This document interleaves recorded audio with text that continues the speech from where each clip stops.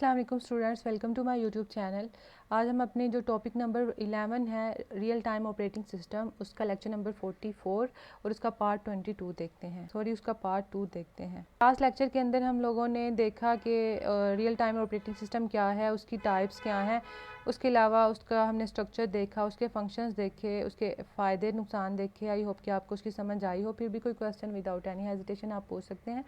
आज का जो हमारा टॉपिक है वो implementing real time operating system के ऊपर है। मतलब रियल टाइम ऑपरेटिंग सिस्टम को किस तरह से इम्प्लीमेंट किया जाता है। कहता है कि इम्प्लीमेंट करने के लिए रियल टाइम ऑपरेटिंग सिस्टम को इसके अंदर कुछ फीचर्स हमें ऐड करना पड़ते हैं और फीचर्स जो हैं वो डिफरेंट होते हैं डिफरेंट सिचुएशन में। बाज़ ऑपरेटिंग सिस्टम जो हैं वो ज़्यादा फीचर्स ऐड कर देते हैं इम्प्लीमेंट करने के लिए, और बाज़ जो ऑपरेटिंग सिस्टम है वो कम फीचर ऐड करते हैं।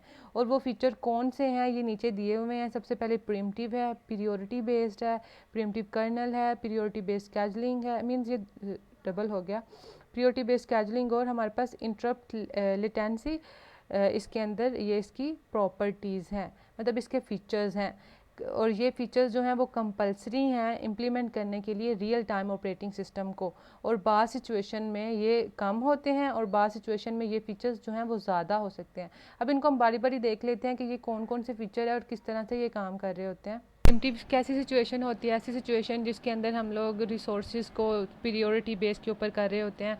मतलब कोई और रिसोर्सेज, अगर कोई और प्रोसेस आया है तो पहले प्रोसेस जो एग्जीक्यूट हो रहा है उसको हम लोग ज़बरदस्ती उससे ले लेते हैं, एग्जीक्यूशन सीपीयू से ले लेते हैं और उसको दोबारा से रेडी स्टेट में भेज देते हैं।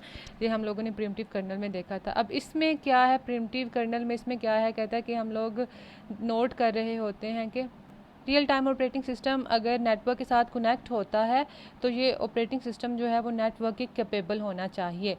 ठीक है, मतलब इसमें टीसीपी और आईपी रूल जो हैं वो फॉलो होने चाहिए। क्या रूल हैं? ये ट्रांसमिशन कंट्रोल प्रोटोकॉल है और इंटरनेट प्रोटोकॉल है। ट्रांसमिशन कंट्रोल प्रोटोकॉल जो है वो क्या करता है, वो डिलीवर करता है, और आईपी जो है वो हमें एड्रेस बताता है जिसको डिलीवर करना होता है। कहते हैं इसमें एग्जांपल में कि अगर कोई सिस्टम है वो रियल टाइम डाटा को ट्रांसमिट करना चाहता है किसी सर्वर के ऊपर, तो उसको नेटवर्किंग के फीचर्स जो हैं उसको फॉलो करना पड़ेगा और फिर उसको अपना डाटा सेंड करना पड़ेगा। इस प्रिमिटिव कर्नल में ये हो रहा होता है। उसके बाद प्रियोरिटी बेस्ड स्केजुलिंग, ये टॉपिक हम लोगों ने लास्ट लेक्चर्स में भी पढ़े हुए हैं, जिसमें मतलब हम लोगों ने अगर कोई और प्रोसेस जो है वो आया है जिसकी ज़्यादा प्रियोरिटी है तो हमने उसको पहले एग्जीक्यूट करवाना होता है, उसकी जिसकी प्रियोरिटी कम होती है उसको बाद में एग्जीक्यूट करवाते हैं। और ये भी रियल टाइम ऑपरेटिंग सिस्टम का बहुत इंपॉर्टेंट फीचर है। इसमें जो रियल प्रियोरिटी बेस्ड होता है वो प्रीम्पशन के साथ हो रहा होता है। मतलब अगर कोई प्रोसेस आया जिसकी प्रियोरिटी ज़्यादा है तो हम लोग पहले से जो प्रोसेस चल रहा है उसको ज़बरदस्ती निकाल देते हैं। एक तो प्रीम्पशन होगी, दूसरे नंबर पे उसकी प्रियोरिटी होगी, और जिसकी ज़्यादा प्रियोरिटी है उसको दे देते हैं प्रोसेस एग्जीक्यूट होने के लिए। इस तरह से जो प्रियोरिटी बेस्ड स्केजुलिंग है वो हो रही होती है कि जो सबसे इंपॉर्टेंट और जिसकी ज़्यादा प्रियोरिटी है वो प्रोसेस एग्जीक्यूट के लिए आया है रियल टाइम ऑपरेटिंग सिस्टम में, तो जो पहले से चल रहा है उसको निकाल देना, उसको प्रीम्प्ट कर देना, मतलब उसको रेडी स्टेट में दोबारा से भेज देना और इसको एग्जीक्यूट करा देना, इसको रैम में ले आना। उसके बाद सीपीयू स्केजुलर है। सीपीयू जब कहता है जब सीपीयू आइडल बैठा होगा तो फिर उसको उसकी जॉब्स को स्केजुल करना पड़ता है। उसको आइडल करने के लिए तो उसकी जॉब्स को स्केजुल करना पड़ता है कि कौन सा प्रोसेस जो है वो पहले एग्जीक्यूट होगा फिर दूसरा होगा, मतलब उसको स्केजुल कर दिया जाता है, उसको एक अरेंजमेंट में रख दिया जाता है। अब स्केजुलिंग के लिए हम लोग मुख्तलिफ मेथड यूज़ करते हैं, मतलब फ़र्स्ट कम फर्स्ट आउट। इसके अलावा इसमें फ़र्स्ट इन फर्स्ट सर्व है, शॉर्ट टर्म स्केजुलिंग है। ये सीपीयू स्केजुलिंग के ऊपर भी हम लोगों ने डिस्कस पीछे किया हुआ है और ये रियल टाइम ऑपरेटिंग सिस्टम का भी फीचर है।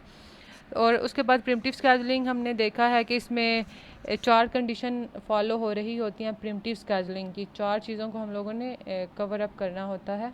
पहली इसमें ये सिचुएशन होती है कि जो हमारा प्रोसेस है वो रनिंग स्टेट से वेटिंग स्टेट में चला जाता है। दूसरी इसमें ये होती है कि प्रोसेस जब रनिंग स्टेट से रेडी स्टेट में जा रहा होता है, मतलब उसको कोई इंटरप्ट हो जाती है। थर्ड नंबर पे वो कहता है कि जब प्रोसेस जो है वो वेटिंग स्टेट से फिर रेडी स्टेट में जा रहा होता है और यहाँ फिर लास्ट पे प्रोसेस टर्मिनेट हो जाता है। ये हमारे पास प्रिमिटिव स्केजुलिंग के कुछ कंडीशंस हैं जो कि पूरी होनी चाहिए। उसके बाद हमारे पास डिस्पैचर है। डिस्पैचर के ऊपर भी हम लोगों ने थोड़ा सा डेफिनेशंस देखी थी अपने लास्ट टॉपिक्स में, तो इसमें भी पढ़ लेते हैं इसको। डिस्पैचर्स जो है ये एक ऐसा मॉड्यूल है जो कि कंट्रोल दे रहा होता है सीपीयू का किसी भी प्रोसेस को, जो वो प्रोसेस जो कि स्केजुलर सेलेक्ट करता है। कोई भी प्रोसेस जो स्केजुलर सेलेक्ट कर रहा होता है उसका कंट्रोल सीपीयू को कौन दे रहा होता है? डिस्पैचर दे रहा होता है। इसमें कुछ इसके फंक्शन इन्वॉल्व होते हैं। ये स्विचिंग कर रहा होता है, कॉन्टैक्ट्स को, यूज़र मोड को स्विच कर रहा होता है और प्रॉपर लोकेशन को जंप कर रहा होता है।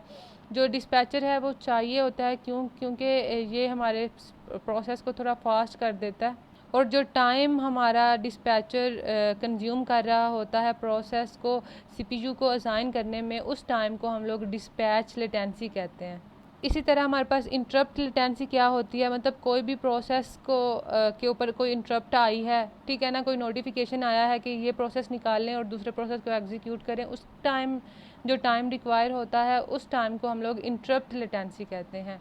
तो आज में हमने क्या देखा, आज में हम लोगों ने इम्प्लीमेंटेशन देखी रियल टाइम ऑपरेटिंग सिस्टम की। कहता है रियल टाइम ऑपरेटिंग सिस्टम जो है वो मुख्तलिफ फ़ीचर्स के साथ इम्प्लीमेंट होता है। वो फ़ीचर्स कौन से थे? प्रिमिटिव के प्रियोरिटी बेस्ड है और इसके अलावा प्रिमिटिव कर्नल है और इंटरप्ट लेटेंसी है। प्रिमिटिव के बारे में हम लोगों ने प्रिमिटिव नॉन प्रिमिटिव के बारे में लास्ट लेक्चर्स में भी डिस्कस किया हुआ था। उसके बाद प्रियोरिटी बेस्ड कर्नलिंग में जिसकी ज़्यादा प्रियोरिटी है उसको पहले एग्जीक्यूट कराता है ये रियल टाइम ऑपरेटिंग सिस्टम। और उसके अलावा इंटरप्ट लेटेंसी क्या होती है कि अगर कोई इंटरप्ट आई है वो किस टाइम आई है उस टाइम को मेजर करना इंटरप्ट लेटेंसी कहलाता है। और डिस्पैचर क्या है कि जैसे ही कोई प्रोसेस एग्जीक्यूट होने के लिए आया है तो सीपीयू का टाइम जो है वो उस प्रोसेस को देना डिस्पैचर का काम है। और उस टाइम जो टाइम मैनेज हो रहा होता है, वो टाइम लग रहा होता है, उस टाइम को हम लोग डिस्पैच लेटेंसी कहते हैं। आई होप कि आपको इसकी समझ आई हो। इंशाल्लाह हम लोग नेक्स्ट टॉपिक के साथ इसके नेक्स्ट पार्ट के साथ मिलते हैं। नेक्स्ट भी इसके अभी काफ़ी ज़्यादा टॉपिक्स रहते हैं डिस्कस करने वाले। बाकी थैंक्स फॉर वॉचिंग। दुआ में याद रखें। अल्लाह हाफिज़।